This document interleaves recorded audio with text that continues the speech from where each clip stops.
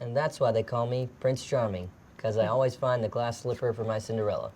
These are way too tight. Well, the real Cinderella didn't have hippo feet. Tom, we're back. Jeremy! Suck it! By the way, I've been giving away free sports bras to the girls at Hot Dog on a Stick. Hello, I'm Gilbert Cruz for Time, and we're here with Aziz Ansari, stand-up comedian and co-star of NBC's Parks and Recreation, which is currently in its third season. Aziz, thank you for being with us today. No problem. Our first question is from Olivia Wilcox from Yorktown Heights, New York. Do you have a special ritual that you perform before you get on stage every night? That's a racist question. No, I don't have any kind of special ritual. I sometimes will listen to the previous show and hear if there's any changes I made that I wanted to continue making in the current show.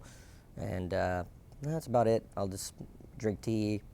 It's all really boring. It's no cocaine or heroin, any of that. It's like drinking tea with honey and lemon, listening to the previous show, very responsible type of things. That sounds very peaceful. It's not like, Eddie Murphy getting revved up before Delirious or something like that. No, it's very nerdy.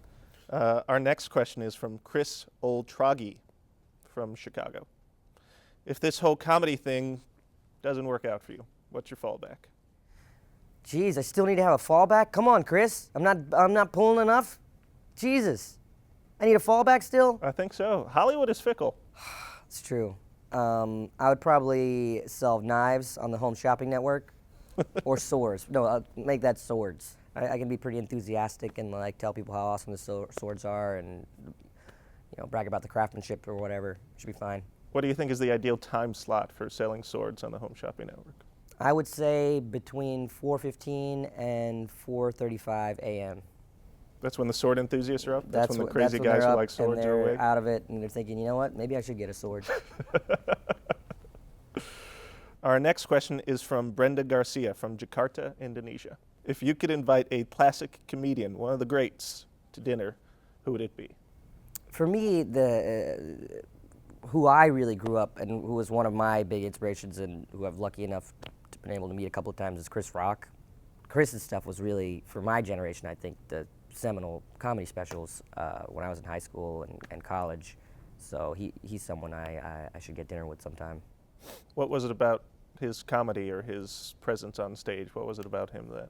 I think he just really hit the zeitgeist with those specials. Like he really kind of said what everyone was thinking about a lot of different topics, and it was something different, and it was a very unique comedic voice, and obviously he's still around and still has a pretty big impact on stand-up and comedy in general. Right. I feel like with Chris Rock and maybe with the people before him, they were those specials, whether they were on VHS or cable or whatever, like they were such events when they came out. Is it more difficult these days when everything's so fractured, when you get sort of clips on the internet, to make as big of a splash with your stuff? It's a little bit different now. I think there's a lot more comedy specials that are out, and it's not as much of a big deal when HBO puts out like a comedy hour, and it's definitely hard to set yourself apart for sure. Daulet Begbergenov from Almat, Kazakhstan. Whoa. Don't you get tired sometimes of being funny? Don't you get tired of being from Kazakhstan? Don't I get tired of being funny? Sometimes as a comedian it can be tiring when people want you to be on, like, hey, do something funny, tell me a joke. That can be a little tiring, but I think if you do this kind of thing, there's a part of you, your personality, that likes being funny and enjoys exercising that part of your brain, or else you wouldn't do it. I hope you wouldn't do it. Right. Aziz, our last question is from Ricardo Diaz. Ricardo, take us home. Mexico City. If there is a fight between Cowboys and Ninjas, who wins? Really, Ricardo? You took time out of your life to write that down and email that to Time Magazine? I think Ricardo needs an answer. Ricardo, between Cowboys and Ninjas? Cowboys and Ninjas. I guess Ninjas. They seem like they would probably be more stealthy in this situation. But they probably would also not be armed. It depends on how many ninjas and how many cowboys there are. It's very logical. They would have swords that you would have sold them. on late night TV. Yes. If they were night owl ninjas that are watching cable access late at night, they would probably have brought swords for me. You've made Ricardo's day. I'm sure of it. Ricardo, I hope you're happy. You wasted everyone's life for 30 seconds.